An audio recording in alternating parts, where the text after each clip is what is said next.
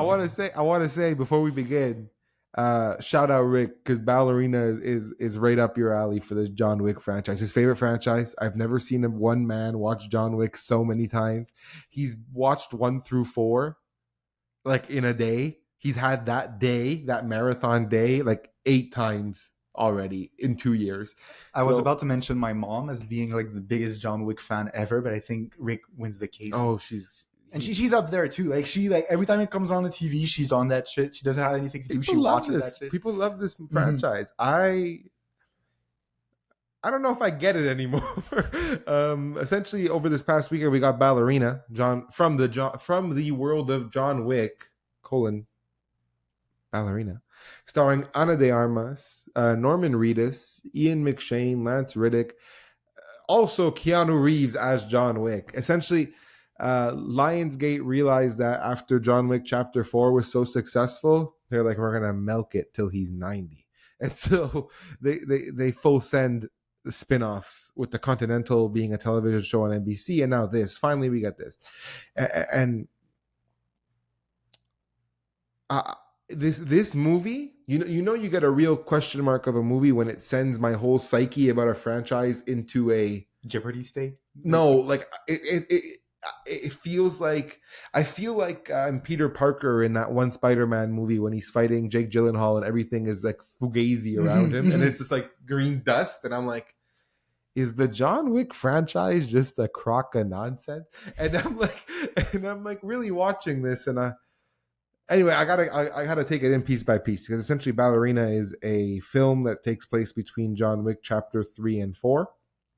It's the story of Eve, who works with the people. Like she's a killer, and she's trying to avenge her father's death. Classic revenge story, essentially what the John Wick franchise is based off, revenge, right? So, and then essentially what happens is Eve decides to kind of go off the grid. Fuck it, I'm gonna go kill this top dog of this other tribe, which would mess up everything if I don't succeed. And you're thinking, we already have a pre-established franchise with a beginning and an end, so there's a good chance you're going to succeed. And so then you watch this movie, and then they find a way to get John Wick involved, and they all around, there's a lot of fun to be had watching Ballerina. I didn't regret paying admission. I didn't regret watching it. I don't feel like my time is wasted. You have a great time watching it. But what I meant when I said it throws my John Wick perspective in it flips everything on its head for me, is I realized that like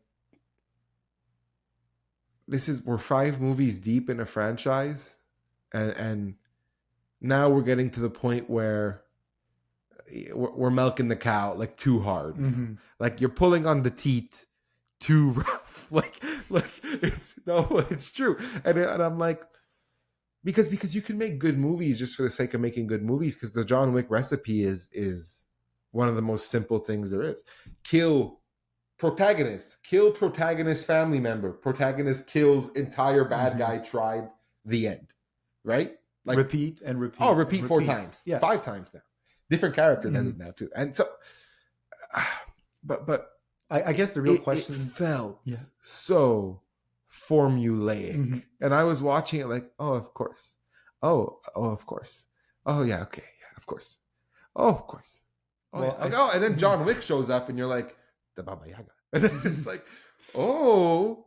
And then you're like, oh, of course. And then it just ends. And then you're like, okay, I'm surprised. Well, I guess it's just a testament to what made John Wick great in the first place, which is that like that formulaic sequence is alleviated by the fact that you got a main character that, no matter the odds, as a bit like when we had that Mission Impossible episode earlier, and we were like, no matter how like predictable it might be or how unpredictable it might be, you know that this guy is going to be the reason they pull through. Yeah. You remove that out of the equation, and you realize that you live in John Wick's world, and when you look at it through another character's eyes without him, the cracks are showing. Well, it makes the formula stale. That's what it really does. Because I guess what's cool about but even, even the John Wick movies, when I was thinking about them after watching this one, I'm like, okay, this is like, At what point? Like, I understand he's the best in the world, and it's like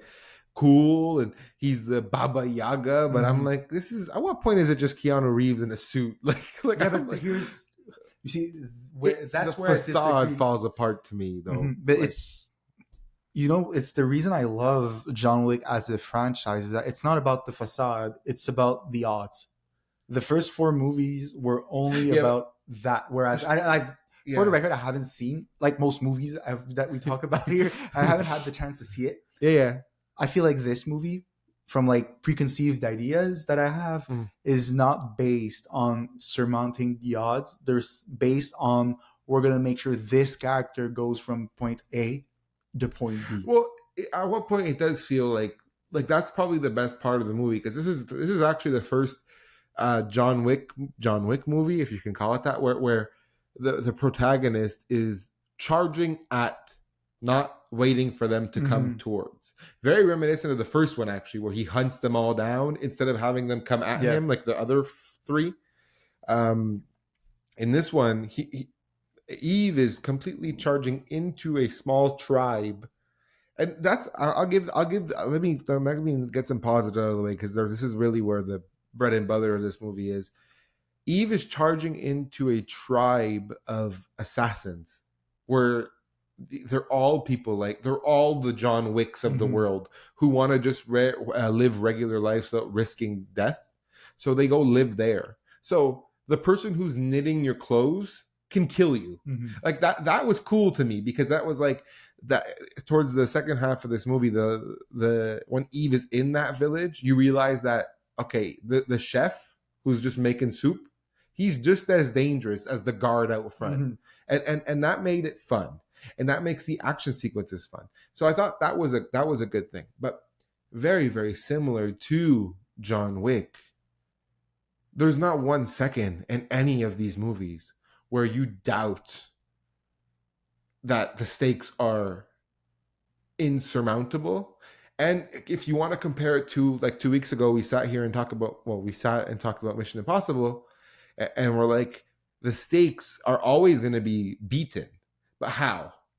And John Wick is the how is always the same. Mm-hmm. We're going to kill everybody, and we're going to do it in a cool way, Mm-hmm. but we're essentially, everybody's going bang bang. Like, we're not going to do anything that impressive. We're just going to kill them all. But there's a small difference between the Mission Impossible franchise and the John Wick franchise that I feel like is very based on the time of its release. And I mean specifically the day. When you walk into a John Wick movie, from the first one on, you don't know if he's going to die. When you go into John Wick Chapter 2, and it's the first time you've ever seen it. It's That's the fair. only You know what? As they release, yeah, as they release, sure. it's and that's the appeal to me of a John Wick. You know, from like real life that Keanu Reeves is old, and they're always talking about how this might be the last one. Yeah. And although it might be cheesy, although it's just like marketing, at the end of the day, you walk in and you still have that doubt of, are they going to do it? You know they won't, but are they going to do it? And how bad are they going to hurt my boy? But sure, but my boy, but they massacred my boy. But I'm saying, every time, it always boils down to it being kind of the same thing. Like, that's the part where I realized watching it, and I'm like, oh, so this is going to be just like John Wick, where she's just going to have to kill her way out of it. And I'm like, okay. And that, okay, comes from a place of like, no, cool. It's not a bad movie. I actually kind of like watching all the murder go down. It's fun. It is creative, action, calculated, beautiful looking. There's a scene in this from the trailer that I knew I was gonna love when I saw it, and it's a grenade that goes over a steel door, and she leans against the steel door, and all you see is the like come up, and I'm like, beautiful. The movie is beautiful in its action, but once it ends, did I feel any more fulfilled than I did rewatching any of these other movies? No. I will say this. John Wick in a theater for the first time was exciting. Chapter 4 was exciting. What's going to happen to John, the epic conclusion, Well, so Lionsgate just greenlit number 5. So it was supposed to be the epic conclusion, and Mhm. it felt like it was, and it led up. It was a 2 hour and 45 minute action fest that leads to a climactic ending that felt like a worthy conclusion to a franchise that had lasted 10 years, which is not easy to do by any means, an action franchise that lasted 10 years. But then you bring out this one, and even more insulting to the franchise, you bring out John Wick, the man who you just laid to rest in chapter 4, the man who lived his whole last 10 years running. Like you just put him down. And I understand there's a time jump in this, but to me, Ballerina is like poorly timed.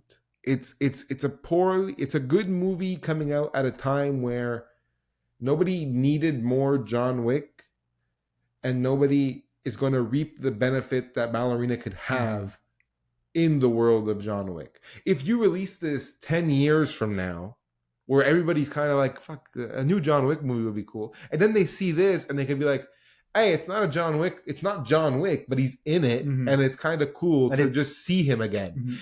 This was like, I could see him. I just saw him. Like 2 years is really not, like, when did we lose the plot where we couldn't let a character rest? And I feel like they did a perfect job between the third one and the fourth one when it came to that gap. 2019 and 2023. Yeah, well, that COVID gap, it was forced, but it felt like you had the time to, okay, we're gearing up for this final thing. And then you did it, and now 2 years later, it's like, oh, but he was in this one moment that happened that we've never mentioned before, but he was in it in Czechoslovakia 2 years before. And I'm like, I mean, cool enough, but I feel like the point you're getting at is, if we're putting it in sports term, it's a misuse of assets, really, because what you got is a stacked cast. It's not just sports. It's not business. It's just you fucked up. Like, you fumbled the bag. Yeah, what I was getting at is that at the end of the day, you had a great team in like that great cast. Yeah. You had a great idea. You had a great execution. It's just that at the end of the day, market was not ready for that. Okay, maybe not. I feel like maybe I you couldn't were even not. Tell you how much money it made. It's the highest grossing John Wick movie, like, in its first It was? day. Yeah, I think it was. But again, it made 24 mil at the domestic and 56 worldwide. Good. I'm happy that people went to go watch it. And I think I just know that when I watched it, I was like, but I didn't miss this enough to enjoy it yet. I don't miss John Wick enough. We just came off 3 hours of him doing essentially everything you see done in this movie in a better fashion. There's nothing that happens in Ballerina that can compare to the staircase battle in John Wick Chapter 4. Do you think or any of the things that happen in that movie? The not the staircase, the long one, but the overhead in the building of him going through a building, which is like, that is insane. Nothing happens like that in this movie. Nothing blows your mind. It's just like, and I think that's. But do you feel it speaks more to the fact that of your position as a fan of the franchise? Like, maybe that you're not the biggest fan, but you respect it enough to like be happy when it happens and you want to see it. But if you put yourself in the shoes of a diehard fan that goes in to watch this movie, don't you really you don't really care if he's dead or not. You don't really care about this or that. It's more so about, again, the formulaic way of making that movie that, again, is probably, if we I hate to admit it, but it's probably the reason it lasted 10 years. They had a great formula, and they were able to reinvent themselves every single time. In my opinion, and I know it's not everybody's favorite movie of the franchise, but you hit the peak of John Wick Chapter 4. You peaked at your conclusion. What more could you ask for? You had the John Wick universe in the palm of your hand, and that's all you had. That's all you needed. And then I just feel like you don't give it enough breathing room to not let this one fall flat on its face. Like, to me, you flew so high, and you're not coming. You didn't land yet from that high, and you're already throwing Ballerina out. And it's like, she doesn't have a parachute. Like, and Mm-hmm. that's what it felt like. And that's harsh words for a movie that I actually enjoy. Like, if I have to give it a rating, which I don't really do, I'd say like 7. Like, Mm-hmm. it's perfectly enjoyable. I got But a I'm like, I got a tangent to go along with that yeah, because I feel like when you go about going off from again the pinnacle of your franchise and you're trying to restart, there are a few ways to do it that is actually successful yeah. or like could possibly work. In my mind, when you look at, we always mention Marvel, but to me, Oh, they're when you perfect. talk about Endgame and you're starting to Mm-hmm. like try to like catch up and build something new, I felt like Shang-Chi stood in a position where it did a great job of just inventing a new story Yeah, along the same principle yeah, and executing it in a way that could open new doors. Do you yeah. feel like this movie could potentially do that? No, but I do feel like Chapter 4 is that end game peak, and I feel like Ballerina is the Spider-Man Far From Home that comes after. Like, you remember John? Look how cool. Look at the Baba Mm-hmm. Yaga. The Baba Yaga. Like, that's what this movie. They're like, Baba Yaga. Look at the Baba Yaga. And I'm like, I don't give a fuck. I liked him when we had to follow him. Remember when John Wick had all the bounties on his ass? He doesn't have that in this movie. In this, miraculously, if I remember correctly, in Parabellum, he's got 1,000,000 bounties on his ass. Somehow, some way, he travels to the most dangerous convent there is to try to find Eve in this movie. He's called and sent to kill her in the midst of fighting off every bounty that he's supposed to be fighting off everybody. So I was just like, that's when I was like, John Wick is clearly here just to appease fans who want to see him, because he's literally, I'm gonna be very honest, he's in this movie, his screen time like 7 minutes. I give him not a second more. Like, he delivers one line, then he has a fight with Eve, then he has another line, and then he's on screen for 30 seconds. Then he has another line, then he's gone. And I'm like, that was cop out Wick. Like, you didn't need to have him there. First of all, maybe put a little bit more effort into a bad guy. Also, your bad guy hasn't aged since Ana de Armas grew up when she was 5. Like, he looks the same. I'm like, okay. And then, like, I was just watching it and I'm like, Mm-hmm. But do you think there's it's some things that I'm nitpicking here, but there's also some things that John Wick, the franchise, didn't get wrong. They never fucked up. They had the bad guys, they knew who they were. You had to deal with Wick and everybody else. And you knew who his allies were and you knew who were not. And that was it. That was it. And this is like, oh, we kind of have a bad guy, but we also kind of don't have a bad guy. And the bad guys doesn't really matter because John Wick's here. And Mhm. you're like, woo. Do you, And then like it's over, and you're like, oh, there like, was a wave of reworks when it came to that movie. Like at first in production production, when butcher. yeah, but It got saved. it, I would. It looked like it got saved. Whatever enjoyment I got out of this movie probably came from being saved in production mhm. because were you able to identify those scenes like off no, the there's top of your nothing head? that happens in this movie that's like so flat, so blatant No, that it's you're not like, blatant. No, in the sense like they did it to save it. You know what I'm saying? uh, Like additions. I don't know if John Wick's entire existence in this movie is a save. Mhm. He does feel out of place. Like the myth, the aura that John Wick has in this movie. Like, he walks into the house of the killer's house there. I don't remember what it's called, the Ruskas or something Mhm. there.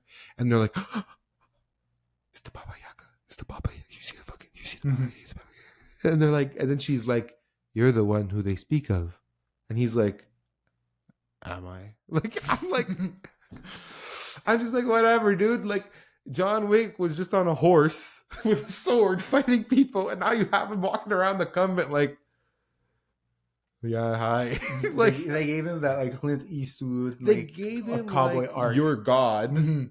to these No, but people. you again, old reference, but like you watch the like Dollar trilogy, the Mhm. way like Blondie walks in, and Oh they're yeah, like, it's that it's dude, that like, guy. Oh yeah, that's how they treat him in this, Mhm. and it's like he's the untouchable Almighty. He's John Wick. He's the angel of death, right? Which is the Baba Yaga. So Mhm. I'm just like, yeah, but when the franchise works so hard to humanize him, and all his sole purpose in this movie is to make Ana de Armas' character Eve like crumble. Like, I'm like, why did we do that? We worked so hard to make his death in chapter 4 one that felt like emotional, one that felt purposeful, one that felt um Deserved. It's yeah, crazy to say, earned, but like it's one that felt like he finally can rest, mhm. like because he's a human and he just loved his wife and she's not here anymore. Like that was the whole point of the franchise. And then in this one, they're like,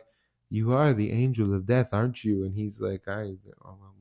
Like Mhm. literally, the best scene in this movie. One of them is he's talking to Eve's character, and she's like, "Tell me how I get out of here," and he's like, "The front door is unlocked." I'm like, she's like, "No, how do I be like you?" And he's like, "It looks like you already have."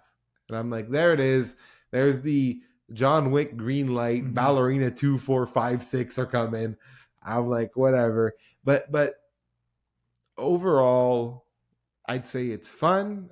I'd say overall we're franchising things just for the sake of it now. But Like do you feel like it's like Ana de Armas has that role is enough of an appeal to no, justify a no, second one? no. I like Ana de Armas depending on what she does. Um, it, the John Wick character doesn't have emotion, neither does she. But this movie has such a family thing to it. Hmm. Like, I think what worked so well, if you think about that first John Wick movie, is John Wick is like warm and mushy, and then his wife dies, and his dog dies, and it turns him cold back to the way he used to Hmm. be. Well, in Ballerina, she's trying to avenge her father, which is an emotional arc in the first place, but she's taught not to have any emotion.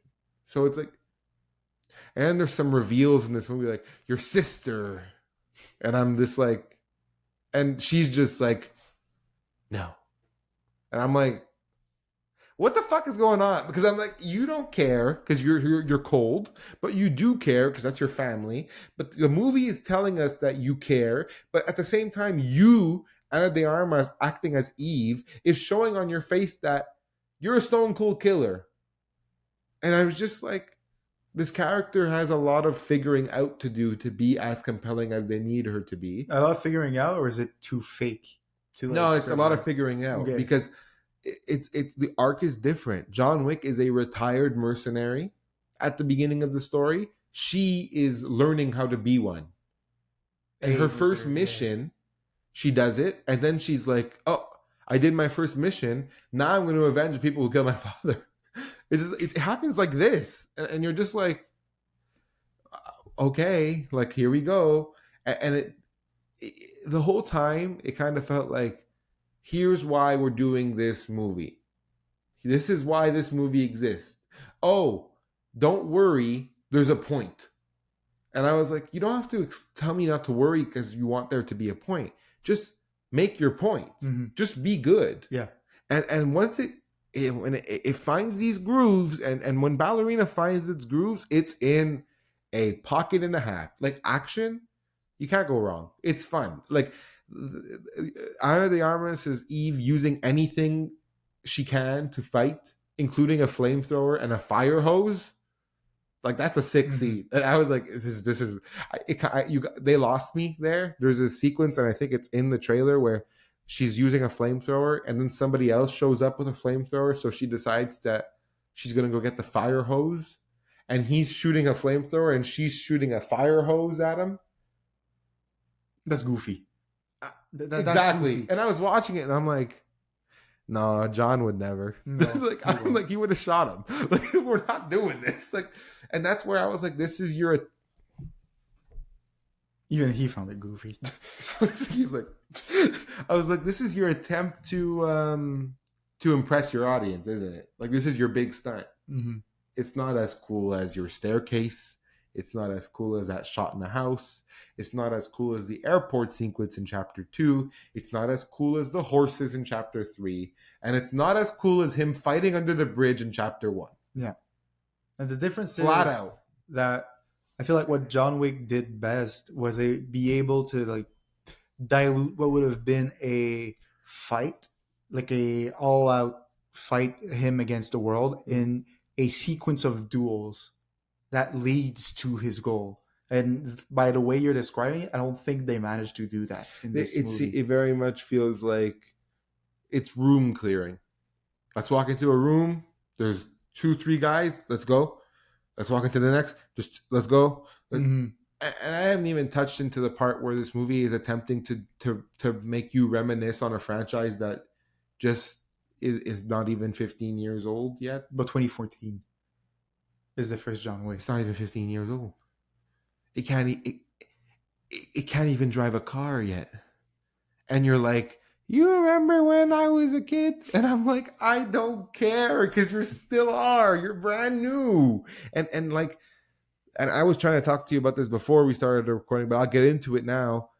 The dramatic reveals of the gun shops, like that's not a part of the franchise. We all know it is, but they're like, oh, beep, and then it's like, and you're supposed to be like, I remember those, but at the same time, you're watching it like, I just had those. We just did this. Like then we did, like it's not impressive. And then they opened that, and then it was like, what else?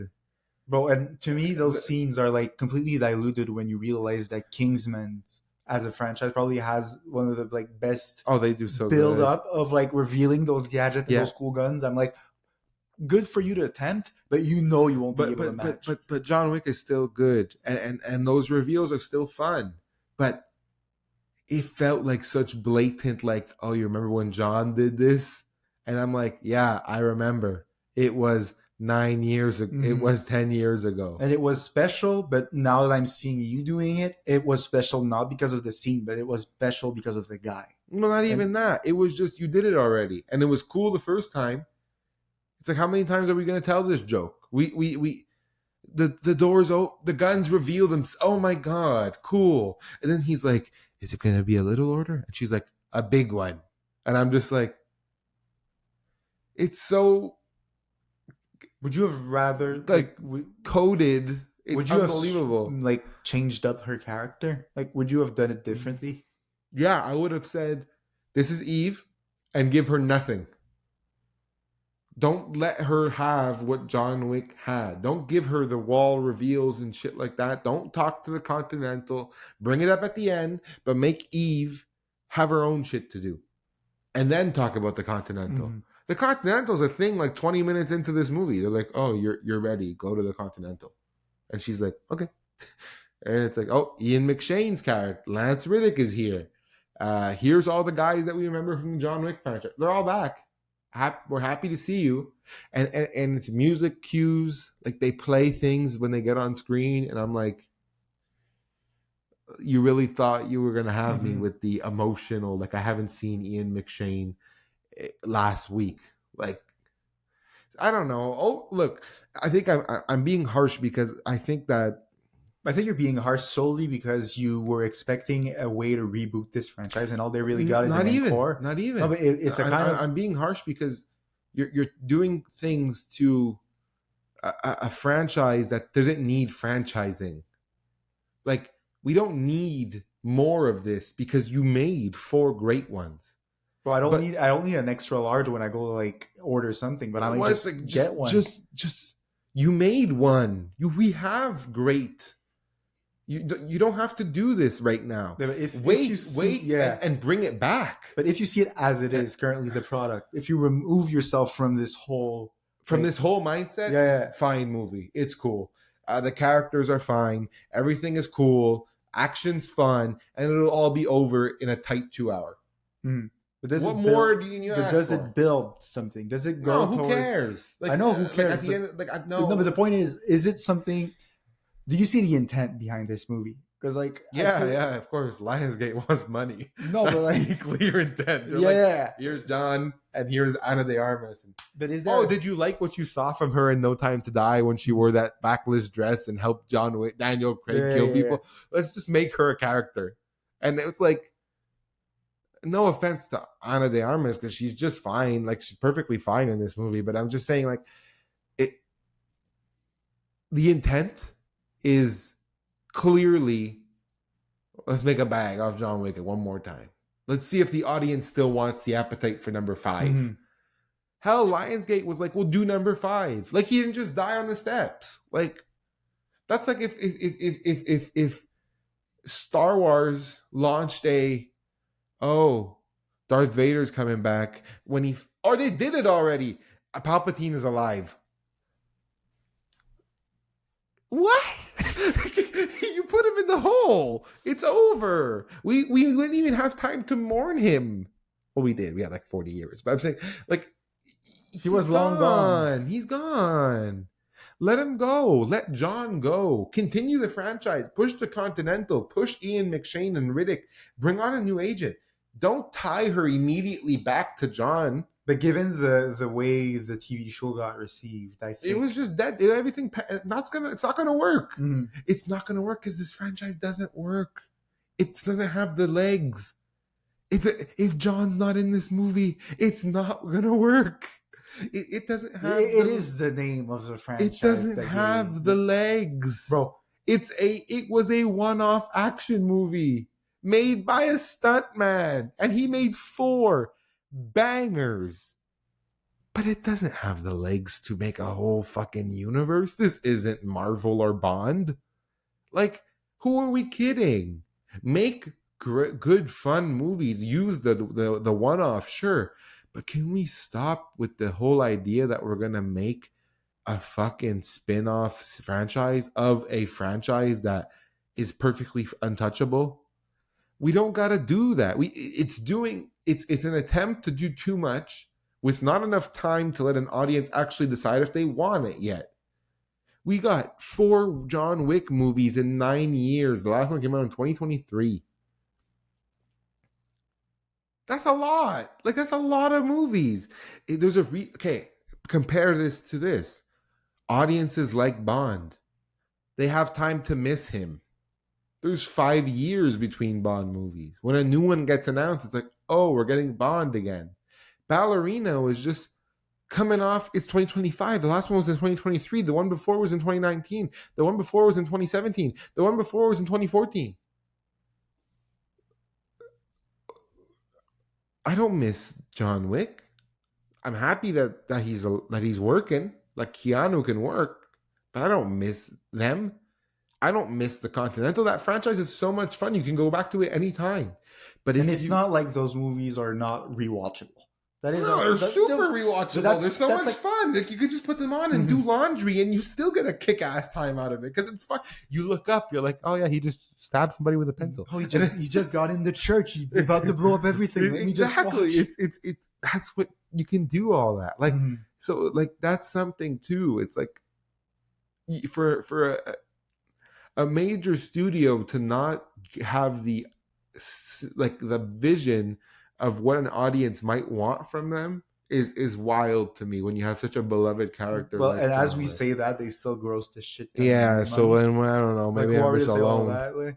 But the thing is too is, again, I really like the angle of this franchise already so rewatchable as it is that, like, adding upon it, it's extremely difficult because what you got to build off of is not just another story. It's something that will fit into that formula of building off of. This is building into. This is like, remember that 4-year gap when everybody tried to kill him? He went to here to do this random thing. And you're like, who cares? Mm-hmm. Like, it's not even like a Rogue One situation where they made it cool. Oh, I just had this brilliant idea. What if Ballerina would have been Eve as a young agent who gets tasked with the bounty of trying to find John Wick? What if that was the plot? In between 3 and 4, she's one of the people actively trying to find him. And she has to fight the other people trying to find him. Because that was a reality. They had to fight each other to kind of get to him. So what if she was a young mercenary having to try to fight her way to the Baba Yaga? Meanwhile, the Baba Yaga is traveling across the world to come to her. If he's the angel of death, make her go get him. How cool would it be if he was the person that they all looked up to and the movie revolved around her trying to find him? You're too smart to be a movie exec, bro. You just lost your career. What do you mean? Bro, movie execs are never in a position to make smart decisions. And this is a smart decision. Bro, no shit, bro, because it So would have been a different perspective. It would have been fun to watch. And then this, meanwhile, they made us go to fucking Norway. I don't know where they are. Fucking snow. It's just like whatever. Like, so I don't know. If I could sit here for another hour and talk about Ballerina, but I think if you're listening, you kind of get the idea. Although I'm curious, like, maybe an audience can tell me more. I'm sitting here like a bitter, grumpy man watching the new kids on the block. But at the same time, I can't be alone thinking that there's better ways to handle the universe going forward. And one of those options might be just leave it alone. Just don't touch. Just don't touch. Like, make a whole spin-off about Ian McShane's character when he was a kid and how he got to where he got to be. That could be something. But don't do Rogue One solo a Star Wars story type of things, because those are so hard to get to work. And Rogue One only worked because there was literally like 30 years between the original Star Wars and the prequels. So that's Rogue One, but Solo didn't work for a reason, and this one, in my eyes, doesn't work. But once again, if you watch Solo a Star Wars story on its own, it's fine. And when you watch Ballerina on its own, it's fine. It's just when you think of the universe, where does Ballerina fall? To me, it falls at the bottom of those 5. That's it, man. I got nothing else. Is there anything to add? No, so. That's it. Anyway, look. Yeah, so I'm curious. I want opinions. I want as many opinions as I can carry, because this is an interesting movie to me, and it deserves kind of to be. It's a great conversation topic. Yeah, it's interesting. So look, anyway, if you enjoyed listening to this episode of the CineCloud podcast, we appreciate it. Thank you very much. Consider liking, subscribing, commenting if you want to. If you didn't, maybe consider sharing it to somebody who you think might. We're always looking for new people to listen to us and hear and talk to. It's going to be interesting, specifically this topic. Outside of that, thank you so very much. If you're listening on Spotify or Apple, you can do the 5 stars, the liking, the following. We appreciate all of that as well.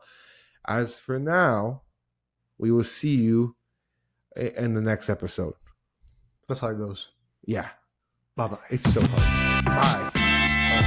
Oh, yeah.